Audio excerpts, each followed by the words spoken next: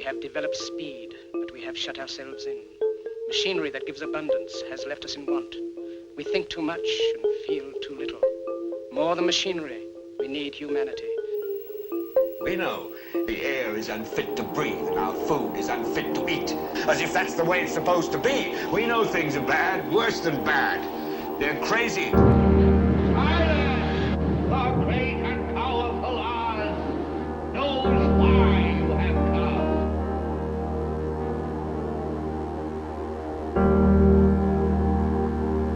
You've got to say, I'm a human being. God damn it. My life has value. You have meddled with the primal forces of nature. Don't give yourselves to brutes, men who despise you, enslave you, who regiment your lives, tell you what to do, what to think, or what to feel, who drill you, diet you, treat you like cattle, use you as cannon fodder. Don't give yourselves to these unnatural men with machine minds and machine hearts.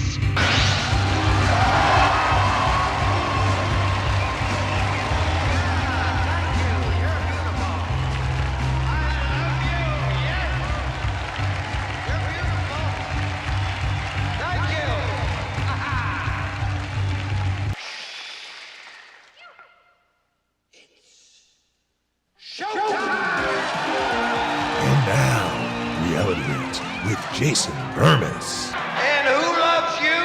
And who do you love? Good morning, everybody. It is Reality Rants. I am Jason Bermas. This is brought to you by redvoicemedia.com. Make sure you go to RVMRumble.com. Sign up. Subscribe there. That's where you just subscribe to the channel. Make sure you get the 2 hours a day plus, if you'd like, the rest of the day that goes till 8:30 in the evening. And the nice thing about Rumble, too, is you don't have to have a premium subscription to just play it in the background if you just want the audio on a car ride or something like that. It's very accessible, and there's a lot of other great shows on there. In fact, before we even get going today, Drew Berquist, you're coming on next. I don't know if we should probably do a premium hour together and tease it. But Drew was talking about the Oklahoma City bombing. And that's something I'm going to get into later because we haven't been in Kansas for a very, very, very long time. And there are certain aspects of that operation that I highlight in Invisible Empire for a good reason, including Frank Keating, the governor, going on record saying that they were taking explosives out of the building, on top of a lot of other stuff, okay? That's just the beginning. But before we get there, let's talk Monty Python. Now, first of all, I want to say this. Never, ever, ever, ever, ever, ever, ever, ever, ever seen Life of Brian. And that's probably to my detriment. I probably need to get on that, especially now, because I think it was a week ago, maybe 2 weeks ago, I played a clip that I just thought it was astounding how spot on it was. And it only took 50 years to turn from parody to reality. Okay. And look, really good humor is already a parody of what's going on at the time culturally, no matter how absurd. And when I was a kid, this film is from the 70s. I was born in 79, but this is an early 70s film. I was kind of on the peripheral, sort of what Monty Python was. It had leaked into American culture. You know what a really great example is if you watch the old intros to Monty Python. I would say that you can't do that on television on Nickelodeon. Okay, that had big time echoes of it. Okay, like the intro, the art style, all that was very influential. And really even the slapstick humor of you can't do that on television. Maybe more of an American audience and geared towards children, but still kind of gross physical comedy, yet smart, cerebral. I digress. The first time I heard about this film, which I want to point out here, has 5 stars in a review from 2019. So not even 5 years ago in The Guardian. They give it 5 stars again. The unholy work of satirical genius. And obviously the big offense back in the 70s, and it was kind of a trend, was there was all these subversive films about Jesus Christ, right? Now, like a ton of them. Last Temptation of Christ, Jesus Christ Superstar. You know, hardline Christians were pretty upset at a lot of this stuff. So Monty Python basically decided to goof on it. And the first time I ever heard of The Life of Brian, which is one of the films they did in their series of films. And by the way, Monty Python, you know, Terry Gilliam, who's a very visionary and prophetic director, he came out of Monty Python. I don't know all these guys' politics all the way through. Eric Idle is, if we look at the thumbnail here, the person on the left. Always look on the bright side of life. Do-do, do-do, do-do, do-do. And he wants to have babies, right? They're all sitting there, and I would play the clip, but guess what? When I did play it, copyright strike. Guess what? Yesterday, played 60 Minutes clip, copyright. It's not, I guess it's not a strike because nothing happens to it, but you get too many of those, they take your channel down. It's great trying to work with YouTube. And essentially, there's this ridiculous discussion about how Stan wants to have babies. And John Cleese is like, you're not a woman. You don't have a womb. You can't have babies. But then they all agree that symbolically they are going to fight for his right to have babies, to fight the oppressors, because don't oppress me, brother. And it was amazing to me that in just under 50 years, or just over, I think it was 72 when the film came out, this parody had become reality. And the reason it's really important, and there's Drew right there. Dude, sorry, I just got back to you. I saw this a while on air and totally forgot. Good, because you're coming on the show. It's this bad boy. People can't believe it when I whip this book out from 1997. And it's a book on how they're going to take charge of baby making, how there's good eugenics, and it's called transgenics, everybody. Transgenics. And, I'm just going to read this passage because, why not? Why not? I mean, this is just one passage. We've read the one with the V word and the sterilization of the feeble-minded and that Supreme Court decision from all the way back in the day, almost 100 years ago. So our country, too. I want to make sure everybody knows that our country, too. Eugenics, Rockefellers, our country, too. Not just the Nazis, not just, the biowarfare programs. I think it's with Unit 731 or 713. That would be the Japanese ones. It's killing me. I can't remember that offhand. But this is the future. Are you ready for the future? If they get what they want, and when I say they, I mean a very disturbed predator class that wants a transhumanist future. They get what they want. They will destroy our species and have something like this. A transsexual Chinese couple want to have hermaphroditic children so that they can enjoy the pleasures of both sexes. The portion of the gene sequence that turns on male sexual characteristics is added to a sperm carrying only an X chromosome. The resultant child has both male and female reproductive tracts. Taking charge of the baby making. So, once we accept one absurdity that is not a reality, but we let the mad scientists and the trust the science guys, and we're not safe until we're all safe. That's coming up in the second hour, by the way. We're not safe until we're all safe. Another great compilation by Matt Orfella. Just awesome. He lays it out awesome. He's the man, okay? We're not safe until we're all safe. Got news for everybody. You're bending the knee in Hollywood, you're done. You're over. They're coming for you. AI's coming for you first. And unless you were a Hollywood star in the last 20, 30, 40, 50 years is still around, chances are you're going to just be written off. Your digital likeness is nothing. because that's what's coming. AI, digital likenesses, push of social media. When I say AI, them pushing fully made fake people.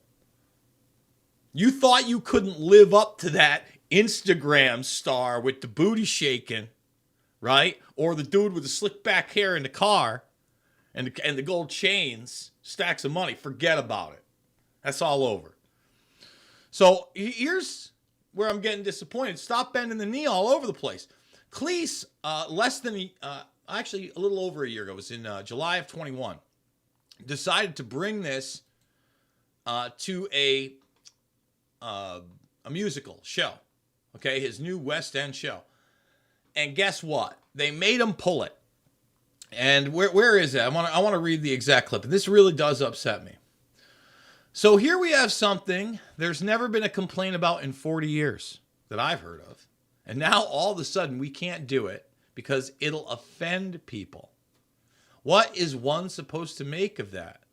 But I think that there were a lot of things that were actually, in some strange way, predictive of what was actually going to happen later. Okay? Cleese told an audience of the one-man show last week that when the scene co-written with the late Graham Chapman was performed at a read-through for the new show in New York last year, doubts emerged. At the end, I said to the American actors, "What do you think?" And they said, "We love the script, but you can't do that stuff about Loretta nowadays." So he bent the knee. No bueno. Come on, Cleese. And I like John Cleese, man. He's talked about being uncancelable. Why are you... First of all, let's talk about the subversion to Christians. So it's offensive now to joke about a man not being able to be a biological woman and conceive, but it's not offensive to just throw darts at Jesus for 90 minutes to 2 hours. Right? And look, I'm certainly not sitting here beating my Christian chest because I'm agnostic at best. Look, I say this with the utmost respect to true believers, Christians, people that actually practice the religion and love thy neighbor, right? And do the kinds of things that I believe Christians should be doing. Because I'm going to tell you right now, it does bother me a lot the way that Christians get attacked. You know, I grew up Christian. A lot of my family is Christian. The best people that I know in these type of movements often are Christian. And they just take it, with a grain of salt. I guess they kind of been trained to. There's no real outrage. And look, I don't think there should be censorship one way or another, but their way of life is under attack. 100%. Well, reality is under attack. And God in all forms, it's not just going to be the Christian religion, is under attack. And, it's funny because I was thinking about the time that I actually heard about Life of Brian. I've never known what it was. And I only knew what it was because as a kid, a guy who was extremely influential in my life, almost like a mentor to me in a lot of ways, my buddy's dad, rest in peace, Dick Darkangelis. He was one of those guys that taught me that if you worked, you could make money. He gave me jobs. We ripped apart roofs together. We did electrical work together. Lived on a farm, out in the country. Had a little garden, wasn't huge, that type of thing. A trailer off on the other end. It just showed me, wow, you can kind of have your own thing and do your own thing and be close enough to civilization. You can work hard. He's a funny guy. And one day he said to me, "You're living Life of Brian, huh?" I have no idea what he's talking about. None. But that always set in my mind, man, we don't really choose the situations around us, but we can choose who and what we gravitate to as we go through. And the guy was funny, kind of introduced me to some of the Monty Python stuff in general that would be on in the background. Still haven't sat down and watched that whole movie. Gonna do it. Can't allow this cancel culture. We got to go to an ad. We're going to come back after this. It's Reality Rants. You're still looking good. I'm still feeling good. You know, I've got all your MyPillow products. Mattress topper, bed sheets, My Pillows, towels, slippers, blankets, sleepwear, dog beds. Whoa, Charles. Everyone now can get MyPillow products at huge discounts at MyPillow.com.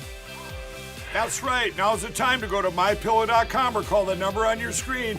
Use your promo code to take advantage of our 3-in-1 sale. We're bringing you exciting new products, overstock specials, and closeout deals you won't find anywhere else. For example, when you buy one of our brand new MyPillow 2.0s, you get another one absolutely free. And with our overstock sale, you save 50% on our luxurious Giza Dream bed sheets. That's as low as $29.99 for the best sheets ever. And with our biggest closeout special, you get our all-season slippers for only $35. Or our sandals and slides for just $25. Quantities are limited, and once they're gone, they're gone. Boom! We don't have to interrupt that commercial. So apparently, they also cut the song out, the do do do do do from the play.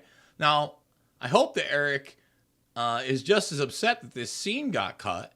But like the song at the end is fantastic. Like that's the one part that I can tell you all about because I listen to it all the time. Always look on the bright side of life, the cheery anthem written by Idol that closes the film as Brian and his disciples are hanging on crucifixes. It's funny stuff, man. It's funny stuff. Like, come on, man. And that's the other thing. It's humor. We should have humor. However, you're all getting worked out, Hollyweird. Let's talk about the transition. So there's been a cultural transition now for what was a celebrity, say in the 50s, 60s, 70s, even 80s, to what it turned into in the 90s and beyond. So let's break it down.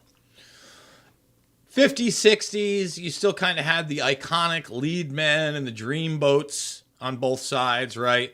These cookie cutters of what a man or a woman should be.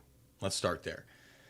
And there's, you know, some of them, you had the peripheral actors. There are certain people that would come up through those times, you know, like Shatner's still around, like one of the last living icons, if you think about it. That dude is in one of the most iconic Twilight Zones ever. And the one with the plain grape, still rocking on, what is it? That History Channel, The Unexplained. You know, he's still there. But that's the point. Like, that guy, okay, we'll use him. He was in a TV show, grew into an old age. Sean Connery would be a great example of that. Then the 80s come, and it's like action stars, right? And baby faces. Like the Tom Cruise superstar era mixed in with the Stallone Schwarzenegger era. And there's still some remnants of that. But before everybody could really get the good sauce and the juice, there was a time where Stallone had kind of fallen out of Hollywood. He was doing like direct-to-DVD movies. The Arnold stuff wasn't selling as well. It was just kind of like, oh, maybe I'll go see it, when it was a big deal back in the day when an Arnold movie came out. And this was coinciding at the same time where The Real World was a big show on MTV, and it was the first reality show. Which now, I mean, look at how much reality is on TV. Now, all the way back then, a lot of this stuff is scripted, produced, etc. But a new celebrity kind of emerges just for being put on television. Not necessarily having any kind of talent, aka they're in a comedy or variety show, they're in a band, anything. They're just on television. And that era begins late 90s, small transition there. Then everything becomes kind of like a game show as well, on top of all of it. So now it's game shows, Who Wants to Be a Millionaire, right? And it's American Idol, that culture's in there. And we get the magic boxes for social media right around, you know, people with a screen, the iPhone era. 2007, 2008, more and more. Androids coming in, certainly by the turn of 2010. Although we keep all the reality shows, now we've had the internet for a long time. So some of the TV shows that are out there are just internet clips, which is just kind of like an extension of, America's Funniest Home Videos back in the day. But all of a sudden, you don't have to be on television, and you don't have to be in the movies to be a big star. Now, Hollywood taps into this too. First of all, you look at people, you look at like the Paul brothers, right? And they're social media influencers. That gets them deals with bigger, all over the place. Disney, and now in the fight game, everywhere. In fact, the boxing and sports combat world has now had to bow to social media influencers. Why am I talking about this so much? Because Hollywood and entertainment has shifted to those people and that focus, and that's why during the COVID 1984 nightmare, a bunch of them were paid some scratchola to parrot the kind of messages we're going to play in the second hour that you can see for free over at the RVM Rumble. Remember, both hours are free. First hour is on YouTube. Sorry, YouTube. Despite the suppression, the non-monetization, and the fact that you really have defamed me and slandered me by saying that my content is harmful. I would challenge anybody out there to come forward and tell me where any of my YouTube content has caused harm to anyone. Anyone. No. Personal harm to anyone. No. That's not real. That's imagination land.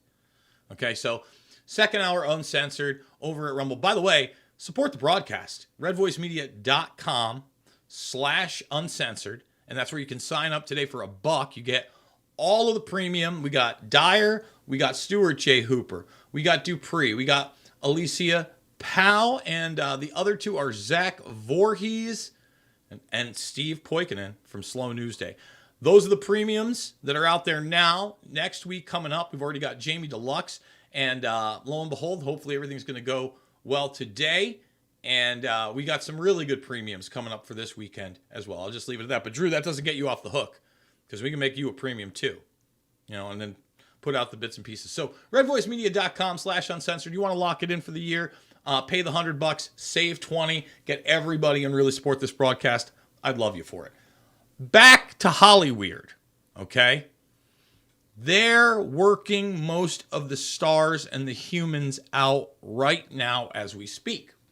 You're not necessary anymore. Disney to remove Willow, Why the Last Man, and original movies from Disney Plus and Hulu to save cash. So now, movies they've actually produced that they don't want to pay residuals on get pulled from the service that you're paying for. Like the Willow thing, I didn't watch it, but it can't be that old. I think it was like last year or two. Okay, maybe it was a flop. I loved the movie. I don't know if the series sucked. But you're pulling that too because you don't want to pay residuals. Yeah, they're starving out the majority of the Writers and Screen Actors Guild. Here it comes. Renegotiation for AI, deepfakes, extras, and computer-generated content. They don't need humans anymore. You get it? And Disney is such a leviathan in the entertainment industry. So as I've discussed before, it's really AI that we're talking about. Justine Bateman, who you obviously is Justin Bateman's sister, but Justine Bateman, you may have remembered from Family Ties, right? Sharing the laughter and love. I was sharing the laughter and love in the 80s. I don't know about you guys. Oh, show them how it's done. They want to replace us with AI, chop up our past scripts, and bring out resulting patchwork films. Take actors' likenesses and use them however you want. Replace directors with software project managers because you don't need a vision or a point of view.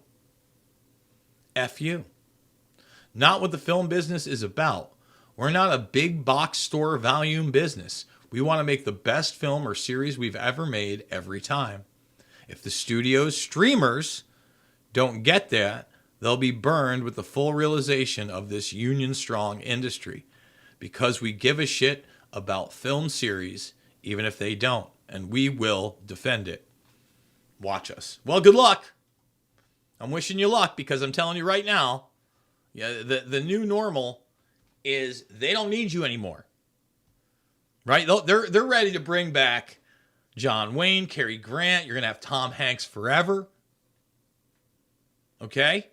And at the same time that's happening, as I just told you, they're going to use deep fake technology to amalgamate what should be the best looking stars for certain demographics. And either at first they'll be played by actors in the background, but that you won't see the real face or the real body. They'll basically be like the dude that dresses in a little green outfit hopping around like the golem. And they'll be interchangeable too. Won't even be one actor or actress. They'll be paid a minimal amount of money, just chicken scratch. And they'll push that likeness which they own. Who are they? Warner Brothers, Paramount, Viacom. Viacom is Paramount.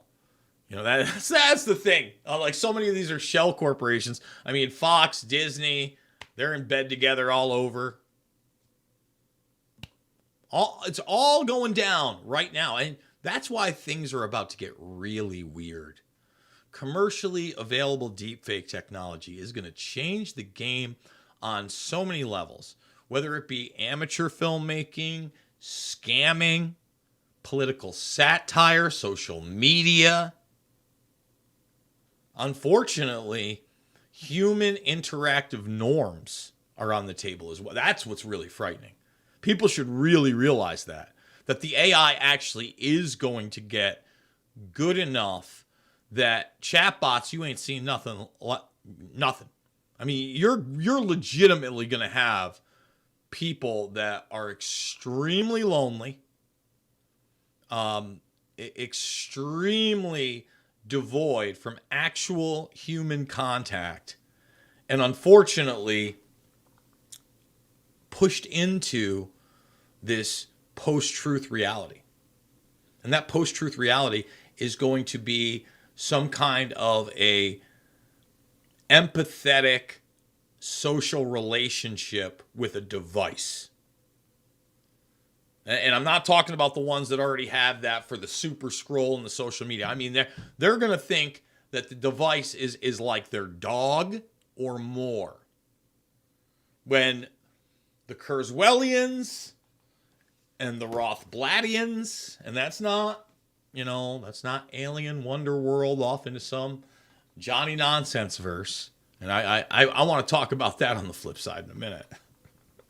So I got into a debate with somebody, and I need to make some things clear about what I think with aliens, space tech, space in general, all these things, because people want to put you into these weird boxes.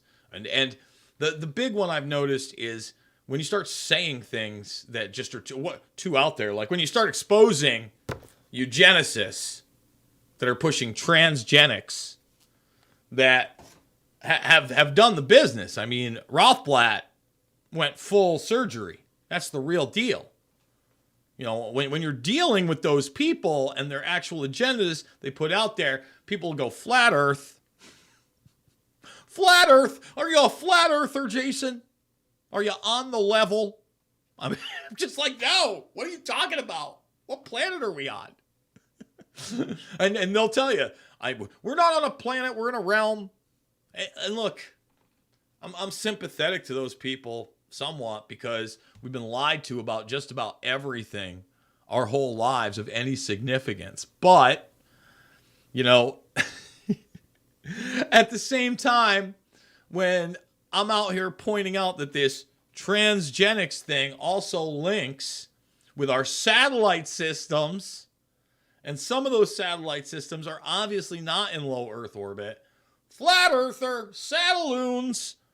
We're going to talk about that and more in the AI post-truth Hollyweird, actually post-Hollyweird world after a word from our sponsors.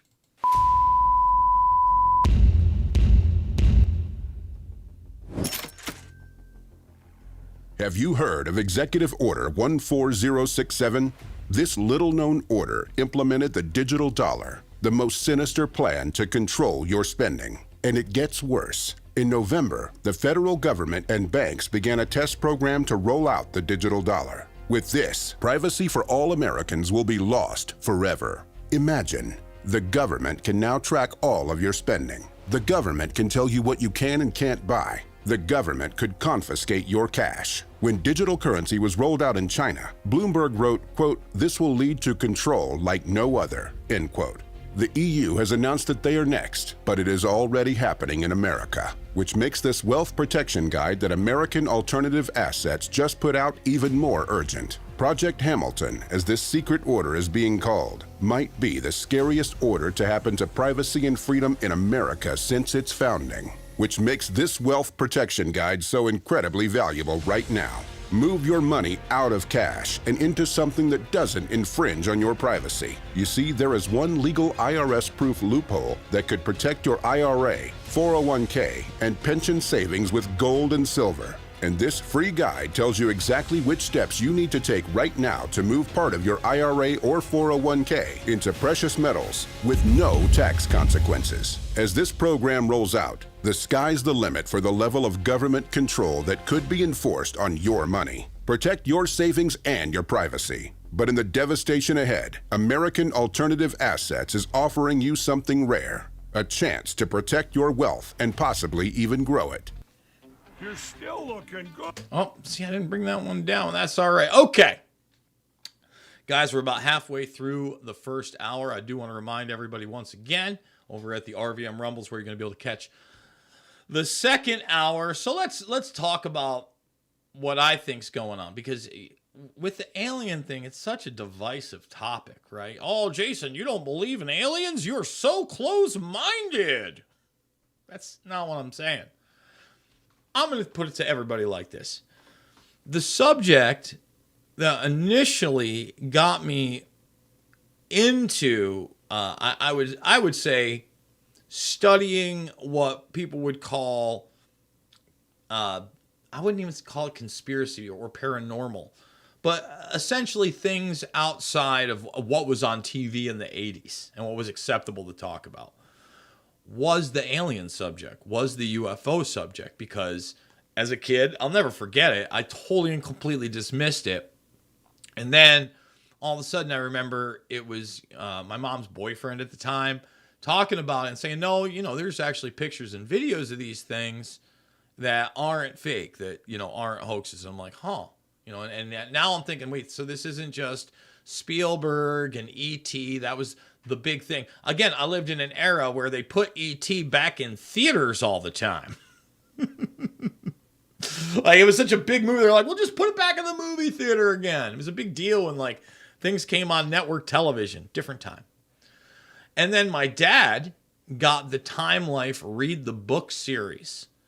And it was an unexplained mystery series. I actually got a few of them downstairs. And the ones that I gravitated towards were the ones that actually had pictures in them that were published, that were, Project Blue Book and things like that. I was like, whoa, now I'm 10, 11 years old and I'm reading these things.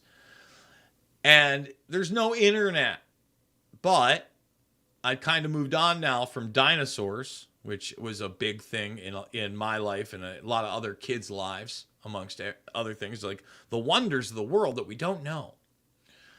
And that's what got me into it. Now, as I start growing up, the alien autopsy video comes out.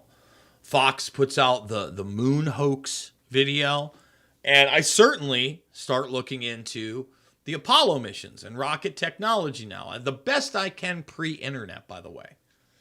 Not a lot out there, but become very familiar with the topic, at least what's on television and the books I can actually get from a thing called the library. Not a lot of stuff in the library either. Okay, other than like mainline stuff. And now I love mainline stuff from decades ago because, I want to see where it compares and contrasts to what we're doing today. So as I get older, and all this is pre 9/11, the internet hits. And this is a big deal. I still remember being in my friend Amy's house. Her dad was a lawyer. Poor guy got stuck with all girls. But he was the guy that had like the car phone in the car. This is like way pre this, right? Like 92. And it had to be like 94. I was either a freshman or a sophomore in high school. They got the internet connection. And all that was really up was like AOL, and they were in some chat room, and you were typing to somebody else who wasn't around. You didn't know what they looked like. You had no hopes to know what they looked like. You weren't even going to exchange pictures because there was really no way to do that. But all of a sudden, this became accessible. And in 1997, I graduated high school. Once I graduated high school, there was now this opportunity to, quote unquote, do my own research. Now, imagine that. Wait, Jason, you were doing your own research? Wild. Well, back then, whoa. And some of the stuff I was coming across in the UFO realm was a little over the top. I'm not going to lie. I felt like there was a lot of grifting. By 99, when I had already learned FTP networks, there were IRC networks. But the big one was the Notella and Nutella network that would become things like Morpheus, Kazaa, etc. Now I'm downloading everything. Anything and everything. I'm also reading the MK Ultra documents, which are actually difficult to read because they're scans and they haven't been transcribed. Right? A lot of those have now been transcribed much easier, and the document will be there. Awesome. But I read through the Majestic 12, all those things, and became more and more convinced at the time that, of course, there was a cover-up of a global nature. And, of course, aliens were real. Okay? And, of course, it's being hidden from us. And then, as time passed, what I started to realize was the vast majority of what I was watching were eyewitness accounts from government officials and agents that, number one, couldn't be trusted, but number two, may have in many cases been part of scientific experiments and maybe believe what they said, but maybe it didn't happen quite the way they said it for various reasons. And then I start understanding that this is starting to be pushed a lot more in the media, especially with the ancient alien stuff that really, again, that starts well before I'm even born, with books that are being passed around in New Age circles and starting to get out into more of an adult arena. But once again, at the time, I was a kid when I first was going to the libraries, and it was picture books, like things that had pictures that thick. I wasn't picking up Chariots of the Gods or something like that. I want to make that clear. So, I start realizing that the alien agenda seems to be being pushed, that we're doing all this weird eugenics work all the way back pre-World War II. And then finally, I start seeing things like Mirage Men, where I'm seeing purposeful disinformation, and I'm realizing more and more that the technology that I'm seeing in the public arena has been suppressed for years. For instance, one of the big light bulbs that went off in my head is they rolled the stealth bomber out for the initial Gulf War. And everybody's like, ooh, and ah, and, it had that almost like triangular shape. And it did. It looked something like a UFO, those little like blackbirds, right? And they're moving quick. And then that's it. Like, it's 2023. Like, we've seen barely variations of anything like that and other propulsion systems. Now, getting back to what's in the sky at this point. Number one, I think there is a vast satellite network that are on balloons, period. I think that's what you saw with your Chinese spy satellite. I think more and more of them are also going up, and that's what the issues are. That's one. Number two, I think there's a vast possibility that we may have been farther than the moon and what's been told through something other than rocket technology. I think rocket technology has only taken us so far and is very much a front for putting up what I believe are satellites that are in some type of orbit, one. I think Starlink is real. I think CubeSats are real. I think Blackjack is real. And I also think that the main cover for this, other than exotic technology and aircraft, is the weaponization of space at some level. Okay, all of those things are very much important to put into play. And like I said, when the nail in the coffin is when I read Area 51 with Annie Jacobson. Now, what I took away from it is her main source, especially for the Roswell incident, number one, says that what he was able to tell her, and I think he's passed on since this, was a fraction of a fraction of a fraction of what he was involved in. But he also said that the crash came from the Soviets on purpose, Stalin, and that he had placed genetically altered human beings in there. And it's alluded to that Mengele, because remember, the Russians got Nazis and we got some Nazis. The Horton brothers, flying wing technology, we're talking about that era. And that's what that was genetically. And think about how far we've come. And by the way, he also said, well, why wouldn't we just say that? Why wouldn't we say what he did? He goes, we're doing the same thing. And, for instance, one of the big things at Roswell that's been talked about again and again and again and again is exotic metals. The metal would just unfold itself. That's part of the folklore. It's now in pop culture everywhere. You go back to, again, the 40s, and those things were being patented. Those things were being patented. The public has been dumbed down from a society where we shared technology, okay, with one another, and there was a race in the private sector, in most cases, to further the type of technology that could be game-changing. All of that changed post-World War II because everything could be used as a weapon. Right? Nuclear technology, let's be honest with ourselves. Nuclear tech, if we were using it correctly, it would be a quote-unquote cleaner power source. It would be way more stable. Okay? It could really empower humanity on a level like no other. Okay, period. It could. Like, they don't want that. Instead, there's been fear-mongering surrounding it. I think a lot of the past disasters could totally and completely be put into check, but we don't want to discuss that because then we couldn't have our carbon lies all over the place. First of all, nuclear power is used on submarines by the military. Very little of it. It's very stable. How many, nuclear catastrophes have you heard via the submarines? I'm not saying there hasn't been some in the past or that they haven't been covered up, but come on. Let's get into fact-based stuff. So that's just nuclear power. Can you imagine first, cold fusion's another one of those things. So I think that the stuff that we're seeing, above the atmosphere, if you will, somewhere in that 150 to 400 mile range where the last humans have gone. They say the ISS is like 250 miles up.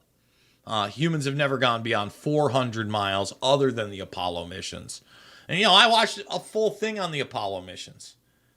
And they sit there at the end, they ask, and they're like, what do you think of the conspiracy theories? Oh, 2 people, and it's the same haggard, tired, bullshit answers.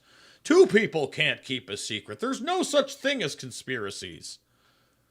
I listened to Jim Garrison on Johnny Carson, no less, back in '68, 5 years after the assassination of Kennedy. And man, if Carson at that moment wasn't the Jimmy Kimmel of the day or any of these talking heads and the same talking heads that talk back and bark back about 9/11, had every establishment talking point to try to refute Garrison and pump up the Warren Commission 5 years after they murdered the president. Hey, guess what, Holly weirdos? Your time is coming. We got one more segment coming up in the first hour. Then we go over to RVMRumble.com. And now another word from our sponsor.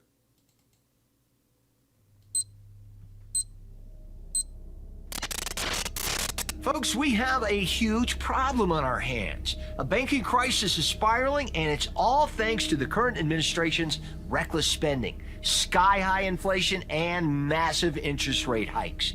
Now, these banks are suffering, and guess what?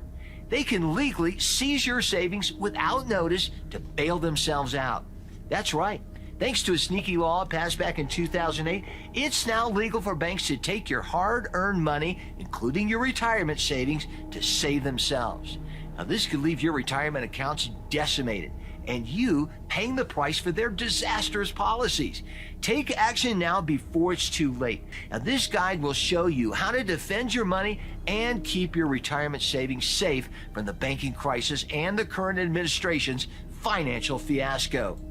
This simple and 100% legal strategy may help you protect your retirement against higher taxes, soaring inflation, and a volatile economy. So don't let your golden years be ruined by someone else's mistakes.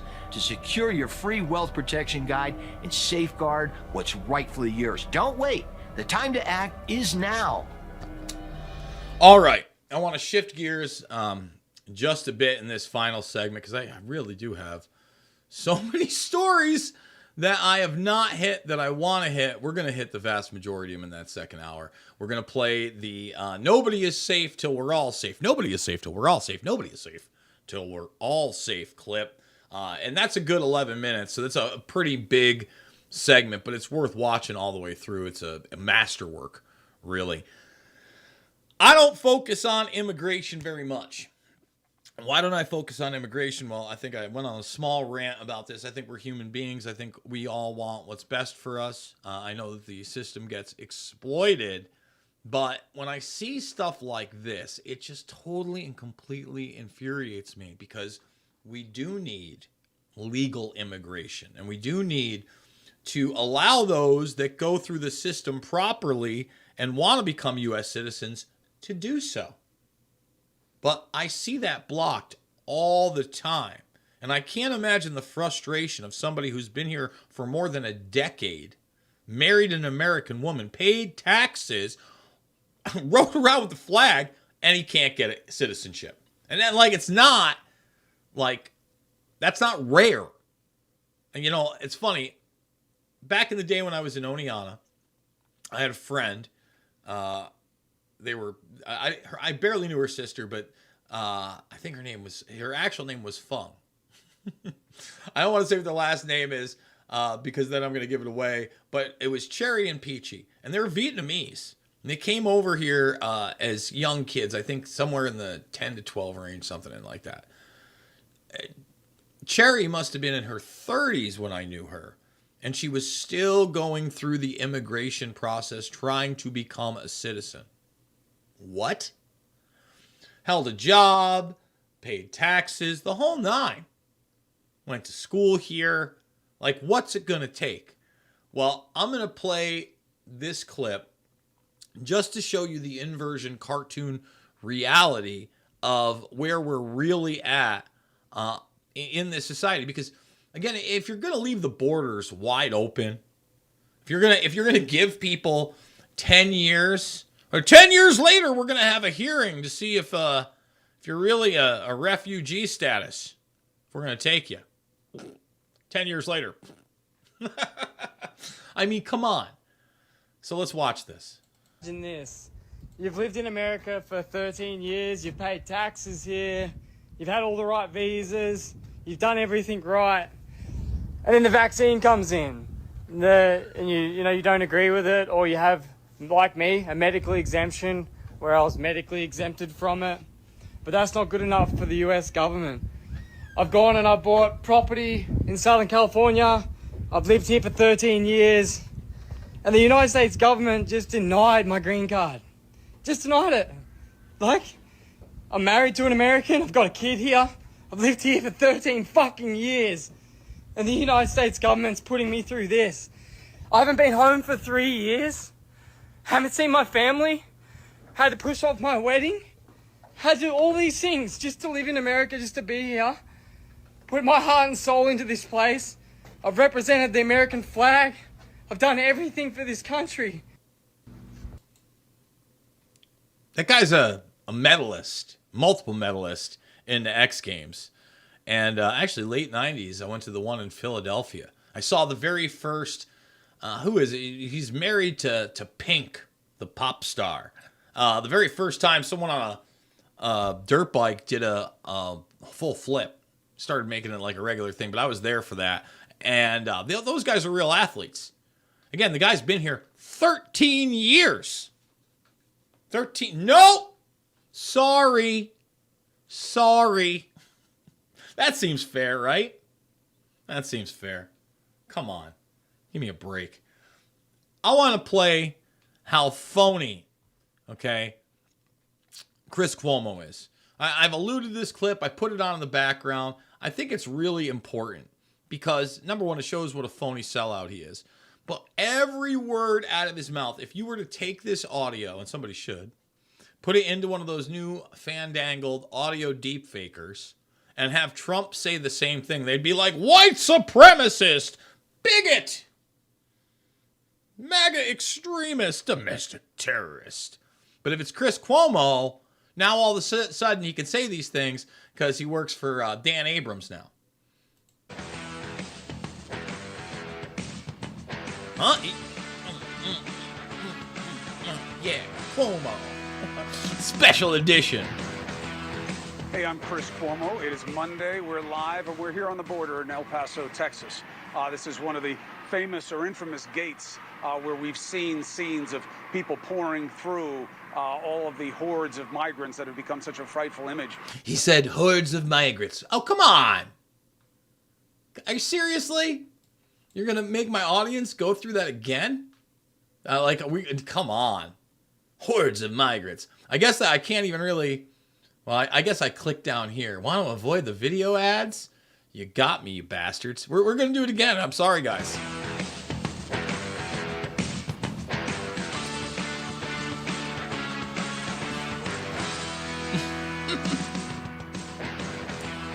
Hey, I'm Chris Cuomo. It is Monday. We're live, and we're here on the border in El Paso, Texas.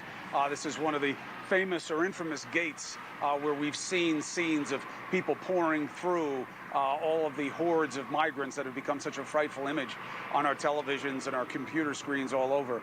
We saw what it was. The director will show you what kinds of groups and crowds we had seen that was making everybody so worried about what will happen when Title 42, the emergency measure that the Trump administration executed to allow people during COVID to be restricted from here for not being vaccinated, not being able to show whether or not they'd had coronavirus, and then it was going to end, and what would happen? And we saw all of these massive things, and you heard all the politics about how there was going to be an invasion, and now there's literally almost no one here. And for you, the absence of people should be more frightening than seeing the big groups. Because when you see big groups, that means you know where migrants are, migrants whose identities they don't know, whose criminal backgrounds they don't know, whose intentions they don't know. So when they're not here, the question becomes obvious. Where are they? We're hearing the numbers, 10,000 a day, 10,000 a day, and those are very scary numbers, and I'll put them into context for you. We've never seen anything like it.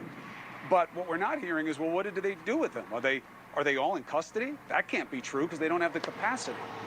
So the answer becomes more and more likely to be that they've been quickly processed, given court dates in many cases, not all, and then sent out into the country. So they're not here. But the question is, are they somewhere near where you live? And not to create a boogeyman where we just released monsters into your midst, but it is the unknown that can carry danger.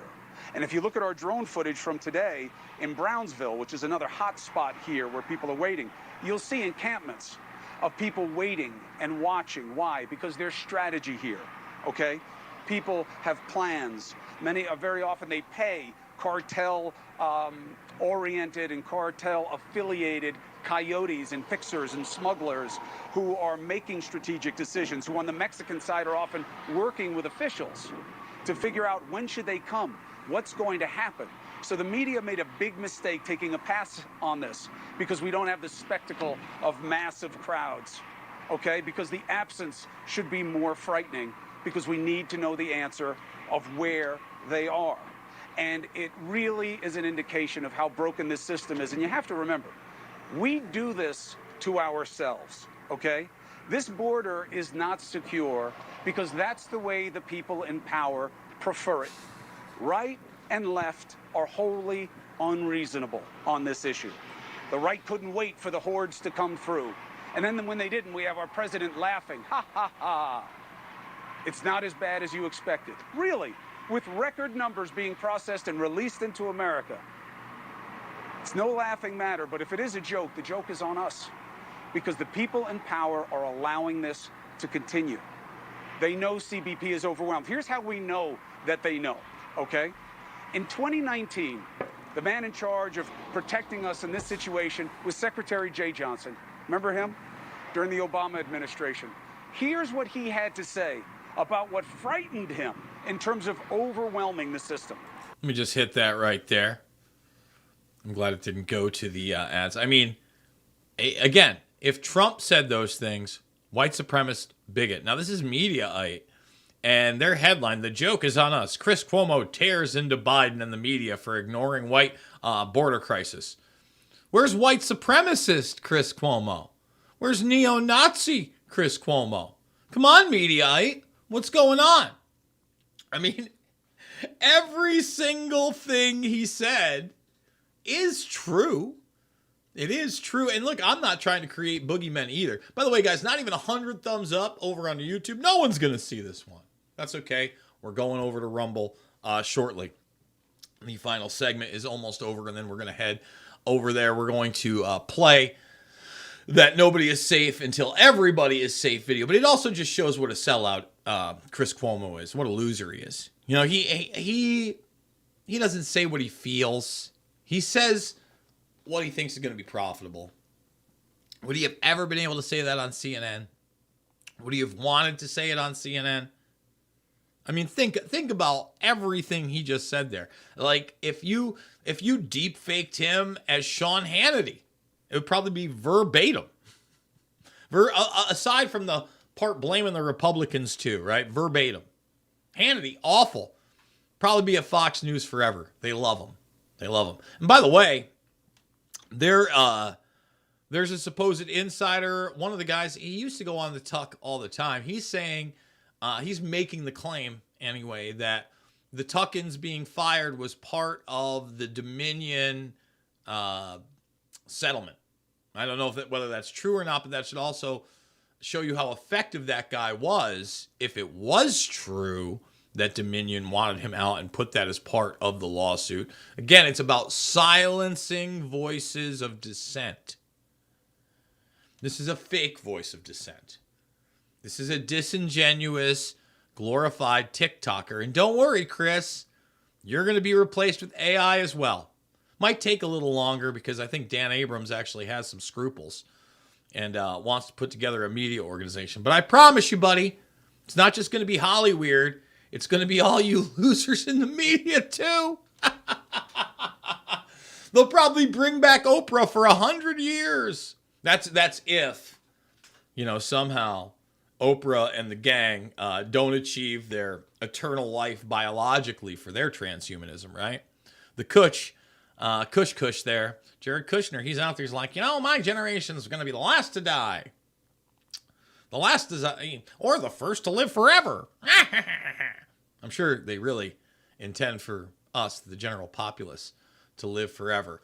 One more word from our sponsor, and then we're going to go over into the second hour. Again, thumbs up, subscribe, and share. redvoicemedia.com/uncensored for the great interviews that we're doing on top of the 8 hours for RVM.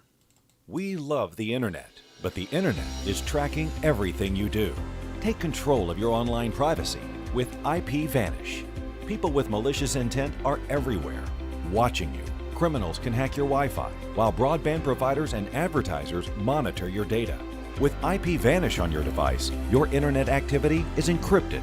No one can see what you're doing. Your location, your connection, completely hidden. Protect your internet privacy today with IPVanish. Okay, YouTube, you know the drill. We gotta go. Thumbs it up, subscribe, share, check out all the videos, watch the documentary films, and YouTube, we will see you on the flip.